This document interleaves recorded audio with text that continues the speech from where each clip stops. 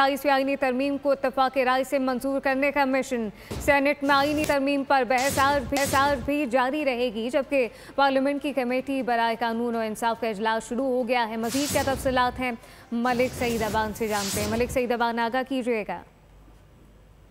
27वीं आईनी तरमीम का मामला है और 27वीं आईनी तरमीम सेनेट में ज़ेर बहस है। गुज़िश्ता रोज़ हुकूमत की जानिब से सेनेट में 27वीं आईनी तरमीम पेश कर दी गई। ये चेयरमैन सेनेट की जानिब से 27वीं आईनी तरमीम को मुतल्लिका कमेटी के सपुर्द कर दिया गया, जिसके बाद सेनेट की कायमा कमेटी बराए कानून और इंसाफ का इजलास गुज़िश्ता रोज़ से जारी है। आज भी वो इजलास होगा, लेकिन इस कमेटी की ख़ास बात यह है कि इसमें कौमी असम्बली के अरकान को भी मदऊ किया गया है, सेनेट की कायमा कमेटी बराए कानून और इंसाफ के।